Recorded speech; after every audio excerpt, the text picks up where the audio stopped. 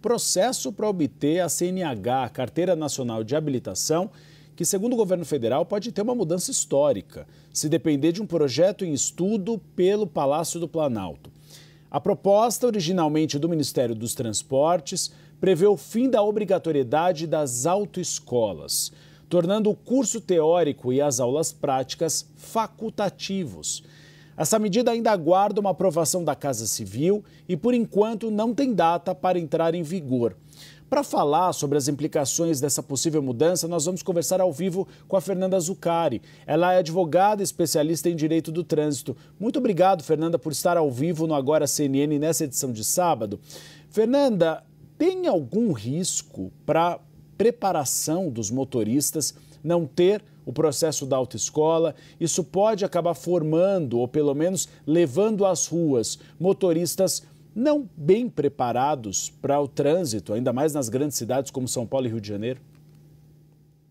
Boa tarde, Gustavo. Boa tarde a todos. Essa medida causa uma certa preocupação, uma vez que a dispensa de aulas obrigatórias, essas práticas principalmente, podem comprometer, sim, o preparo técnico e até comportamental dos candidatos. E a senhora considera que essas medidas podem, por outro lado, baratear a conquista da CNH? Porque tem muita gente que não tem dinheiro para pagar essas aulas, né? Sim, a proposta visa baratear, mas a questão principal será que essa medida ela não visa mais é, regularizar todos aqueles que já dirigem sem habilitação? Agora a preocupação e os novos? E quem nunca dirigiu? E quem nunca teve uma experiência? Seria necessário fazer essas aulas práticas. E de que forma? Eles falam em alguns instrutores, não é muito claro como isso seria. Então, me parece que pode causar até um desequilíbrio maior. Então, quem tiver condições de contratar um instrutor vai ser melhor preparado para o trânsito. E que tipos de locais essas pessoas poderão treinar e de que forma, né? Então, eu acho que ainda a gente tem muitas dúvidas sobre a efetividade dessa alteração, visando, a princípio, né, o barateamento, mas daqueles que já dirigem. E quem nunca dirigiu? Essa é a questão que fica. Eu dou uma experiência pessoal. Eu só aprendi a dirigir com a autoescola. Eu não fazia noção de como se dirigia. Então, para mim, foi um processo muito importante fazer toda a preparação. A senhora considera que é possível que haja algum questionamento por parte das autoescolas? E a senhora tem algum dado do desemprego que pode causar para essas autoescolas essa nova mudança?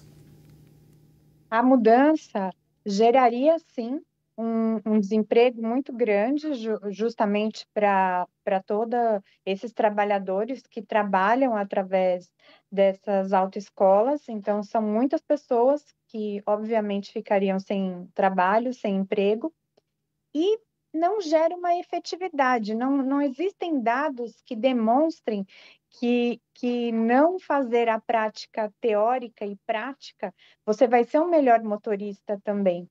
Então, talvez a tendência seja até aumentar o número de acidentes, não só de desemprego, como de acidentes também.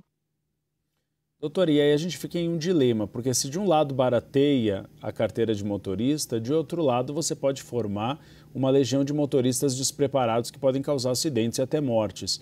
Como fazer essa equação se encaixar? A senhora tem alguma ideia de como baratear o acesso à carteira de habilitação, mas garantindo uma formação qualificada para os motoristas?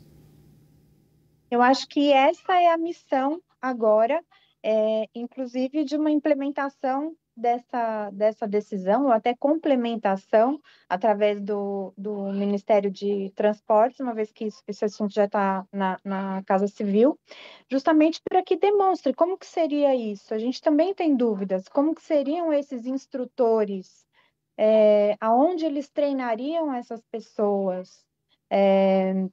Não me parece que seja uma medida visando a segurança do trânsito, mas efetivamente regularizar aqueles 20 milhões que já dirigem sem carteira de habilitação.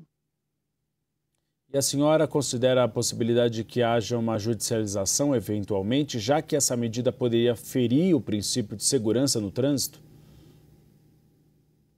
Difícil a gente analisar assim, sem ter muito embasamento ainda de toda essa estrutura que eles estão falando desse projeto.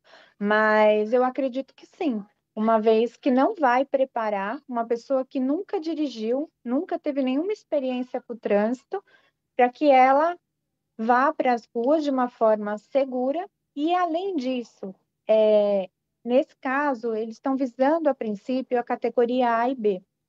E abre um precedente muito perigoso, porque nós temos muitos motoristas de caminhões aqui no país. Então, assim, vai abrir também, abriria isso também uma possibilidade futura também de rever os critérios disso. Então, eu acho que precisaria de um estudo muito mais aprofundado e não tão simples assim, para que a gente tenha o mínimo de segurança nas ruas. Nós conversamos com a Fernanda Zuccari, ela é advogada especialista em trânsito. Obrigado por essa entrevista e por esses esclarecimentos. Espero que a Casa Civil esteja assistindo, Fernanda, para que pense duas vezes antes de colocar no papel essa medida, porque, de fato, pode formar uma nova geração de motoristas sem preparo para estar em situações muito complicadas de trânsito. Uma coisa é dirigir no interior, outra coisa é dirigir numa estrada com caminhão e, eventualmente, nas grandes cidades como São Paulo e Rio de Janeiro, que o cenário é caótico. Obrigado, Fernanda, pela entrevista. Eu que agradeço. Um abraço. Boa tarde. Um abraço.